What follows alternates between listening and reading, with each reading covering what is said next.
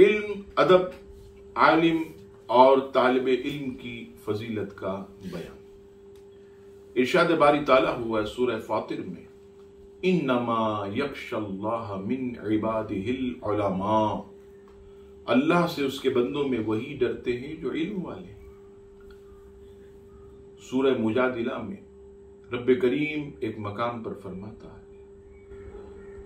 یرفع اللہ الذین آمنوا منکم والذین اوتوا العلم درجات، اللہ تمہارے ایمان والوں کے اور ان کے جن کو علم دیا گیا درجے بلند فرمائے گا۔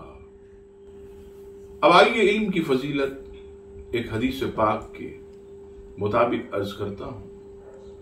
حضرت سیدنا معاذ بن جبل رضی اللہ تعالیٰ عنہ روایت کرتے ہیں کہ رسول اللہ صلی اللہ تعالیٰ علیہ وسلم نے ارشاد فرمایا، علم دین حاصل کرو کیونکہ رضا الہی کے لیے علم سیکھنا یہ نیکی، علم کا درس تسبیح، اس کے بارے میں بحث کرنا جہاد، اور اس کا طلب کرنا عبادت، سکھانا صدقہ، اور اس کے لیے اور اس کے اہل کے سامنے بیان کرنا نیکی ہے، کیونکہ علم حلال و حرام کی نشانی، جنت کے راستے کا بیان، وحشت سے انس پہنچانے والا، خلوت میں گفتگو کرنے والا اور تنہائی میں ہم نشین، بے وطنی میں رفیق، خوشحالی کی طرف رہنما، اور فقر و فاقہ کے خلاف مددگار، دوستوں کی محفل میں زینت اور دشمنوں کے خلاف ہتھیار ہے۔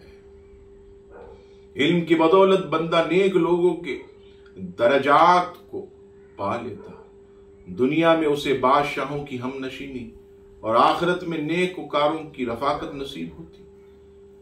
علمی معاملات میں غور و فکر روزے کے برابر، جبکہ علم کی تکرار کھڑے ہو کر نماز پڑھنے کی مثل ہے۔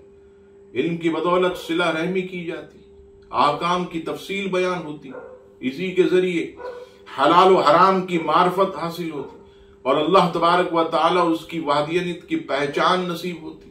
نیز علم ہی کے طفیل اللہ کی اطاعت و عبادت کی توفیق ملتی ہے۔ اس حدیث پاک کو حلیۃ الاولیاء پیج نمبر 302 والیوم 1 اور حدیث نمبر 809 پر اسے نقل فرمایا۔